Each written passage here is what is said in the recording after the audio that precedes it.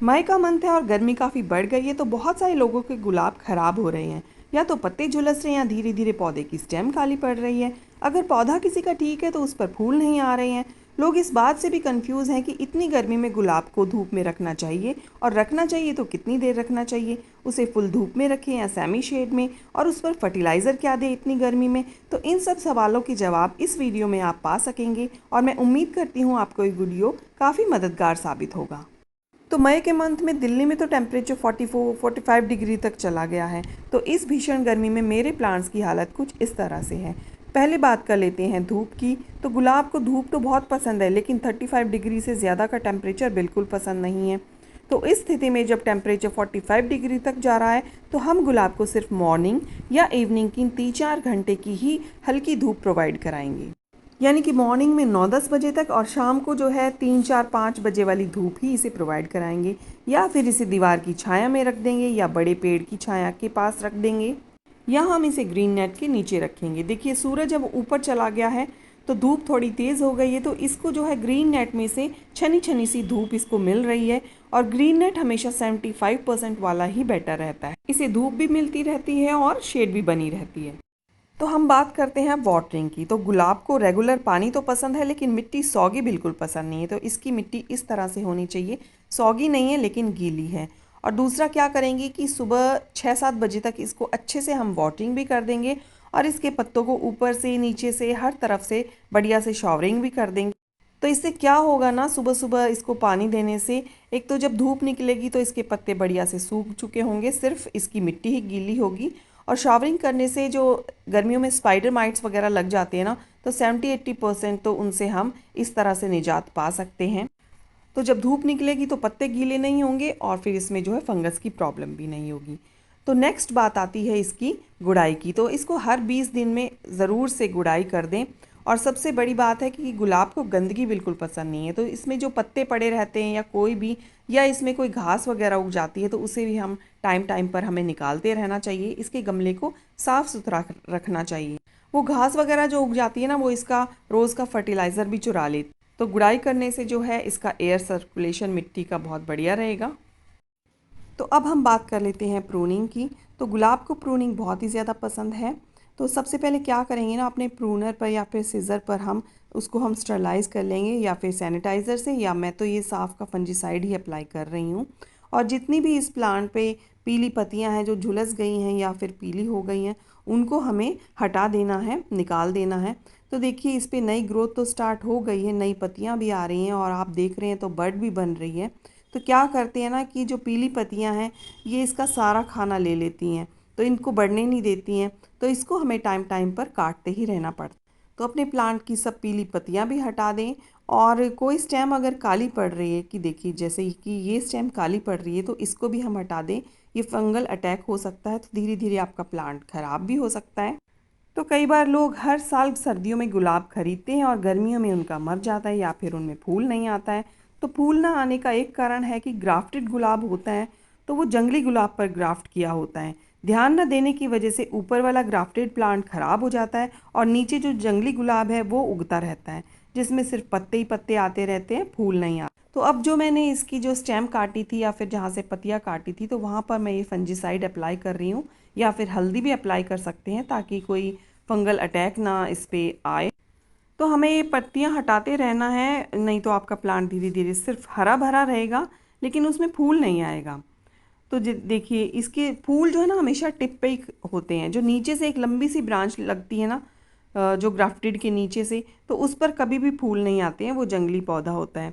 तो उसकी पहचान ये है कि उसमें 7 पत्तियां होती हैं, और जो ग्राफ्टेड गुलाब है जो ऊपर लगाया हुआ है उसमें 5 पत्तियां होती हैं। तो हमें जो फूल भी स्पेंट हो चुके हैं वो भी हमें निकालते रहना चाहिए, कि वो अननेसेसरी इसकी एनर्जी लेते रहते हैं।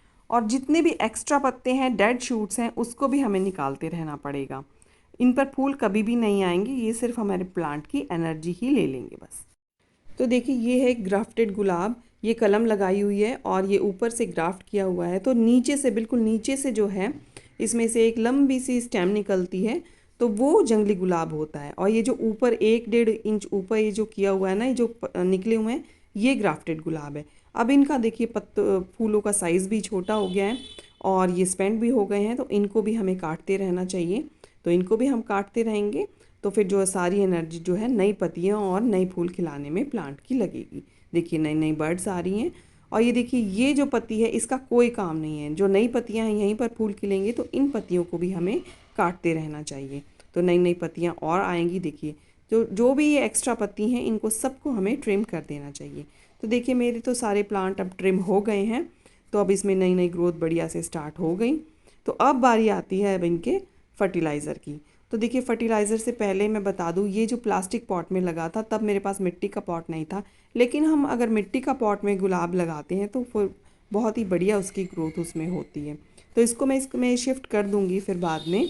तो अभी मैं आपको बता रही हूँ कि प्लास्टिक से ज़्यादा मिट्टी के पॉट में होती है। वैसे प्लास्टिक में भी कोई दिक्कत नहीं है, अच्छी सी मिट्टी बनाएंगे तो हम। तो देखिए अब बारी आती है इसके फर्टिलाइज़र की। तो अब क्या क्या इसमें फर्टिलाइज़र देते हैं वो देख लेते हैं। तो अब बात करते हैं फर्टिलाइज़र की। तो गर्मी में इसे ज़्यादा फर्टिलाइज़र की ज़रूरत तो नहीं है, तो ड्राई में देना चाहते हैं तो देखिए वर्मी कंपोस्ट है, बोन मील है और नीम खली, इन तीनों का मिक्सचर आप बना लें और एक एक मुट्ठी जो है एक एक डेढ़ डेढ़ मुट्ठी आप अपने 10 इंच के गमले में डाल सकते हैं। तो गर्मी में ज़्यादा ग्रोथ तो करता नहीं है रोज़ का प्लांट, और फूलों का साइज़ भी छोटा हो जाता है। तो बस हमें इसे बचा कर रखना है और स्वस्थ रखना है। तो ऑर्गेनिक जो है हमें खाद ही देनी चाहिए। सेकंड है कि हम इसे वर्मी कंपोस्ट की लिक्विड टी बनाकर दे सकते हैं। तो 2 मुट्ठी इसमें वर्मी कंपोस्ट डालकर और पानी डालकर आप रात भर छोड़ दें, और दूसरे दिन जो है ये पानी आप अपने प्लांट्स में दे सकते हैं। तो ये भी एक बहुत बढ़िया खाद है, और सारी खाद इकट्ठे नहीं देनी है, ये मैं 2 महीने में 1.5-2 महीने के इंटरवल पे आप दे सकते हैं। तो नेक्स्ट खाद है, आप जैसे कि चाय पत्ती का पानी दे सकते हैं। चाय पत्ती ली है और उसमें पानी मिलाया है, इसको भी हम 24 घंटे के लिए भीगने के लिए रख देंगे। और फिर क्या करेंगे कि सुबह में जो है इस पानी को छान कर, या फिर ऐसे ही दे सकते हैं, तो इस पानी को छान कर अपने इन प्लांट्स में दे देंगे। और जो पत्ती बचेंगी ना, इसके नीचे जो पत्तियाँ बचेंगी, तो इसको जो है हम या तो छान के देंगे तो नीचे पत्तियाँ बच जाएंगी, तो उसको थोड़ी सी मिट्टी हटाकर उसमें मिट्टी में दबाकर हम इन पत्तियों का इस तरह से यूज़ कर सकते हैं। तो देखिए 24 घंटे के बाद इस तरह से इसका कुछ कलर आया है, तो इसमें ये पानी हम दे देंगे, या फिर आप इसको ये पत्तियों के साथ भी दे सकते हैं, कोई बात इसमें कोई प्रॉब्लम नहीं है। नेक्स्ट फर्टिलाइज़र है इफ़को का सागरिक। तो ये भी 1 लीटर पानी में आप 3-4 ml डालकर दे सकते हैं, स्प्रे भी कर सकते हैं। तो एक और फर्टिलाइज़र है मैग्नीशियम सल्फेट। तो इसका भी रोज़ के पौधे पर अमेजिंग रिजल्ट आता है। तो 1 चम्मच हम पानी में घोल लेंगे, और इसको बढ़िया से घोल के हम अपने सब रोज़ को प्लांट को महीने या 2 महीने में एक बार हम दे देंगे, तो इसके भी बहुत ही बढ़िया रिजल्ट देखने को मिलते हैं। तो देखिए गर्मी के मौसम में फर्टिलाइज़र तो हम थोड़ा डालेंगे, यानी कि 2 महीने में एक बार भी काफ़ी रहेगा, लेकिन ज़्यादा हमें ध्यान रखना है वाटरिंग का, लोकेशन का, प्रूनिंग का, और हर 15 दिन में फंजीसाइड स्प्रे करने का। तो इन पत्तियों के पीछे कई बार इंसेक्ट्स होते हैं, वो अपने अंडे दे देते हैं, या रेड माइट्स जो है लग जाते हैं, तो पत्तियाँ थोड़ी सिकुड़ सी जाती है। तो क्या है ये देखिए एमिडाक्लोप्रिड होता है। तो ये मेरे पास है, ये इंसेक्टिसाइड वगैरह है, पेस्टिसाइड केमिकल में है ये। तो मेरे पास एक ग्रेन्यूल फॉर्म में है, तो इसका क्या करेंगे ना, 1/4 स्पून 1 लीटर पानी में आप मिलाकर अच्छे से, ये अच्छे से मिल जाता है, तो इसका हम अपने प्लांट्स पर स्प्रे कर देंगे। पत्तियों को पीछे से भी अच्छे से स्प्रे कर देंगे, प्लांट को बढ़िया तरह से नहला देंगे। या अगर ऑर्गेनिक आपने लेना है पेस्टिसाइड, तो एक सुपर सोनाटा नाम से आता है, वो ऑर्गेनिक है। तो निर्देशानुसार पौधे पर उसका भी आप यूज़ कर सकते हैं। तो मेरे पास तो ये केमिकल है, तो इसी का मैं स्प्रे कर दूंगी, तो कोई इंसेक्टिसाइड्स, स्पाइडर माइट्स वगैरह जो है इससे मर जाएं। तो गर्मी में बस हम इन्हीं 4-5 चीज़ों का अगर ध्यान रखेंगे ना, तो बार बार आपको गुलाब लेने की ज़रूरत नहीं पड़ेगी, और आपके गुलाब पूरा साल स्वस्थ रहेंगे और फ्लावरिंग भी खूब बढ़िया से करेंगे। तो उम्मीद है आज का वीडियो आपको पसंद आया होगा। पसंद आया है तो इसे लाइक ज़रूर करें, और मेरे चैनल पे नए हैं तो सब्सक्राइब भी प्लीज़ इसे ज़रूर करें। इसी तरह की इन्फॉर्मेटिव वीडियोज़ मैं आपके लिए लाती रहती हूँ।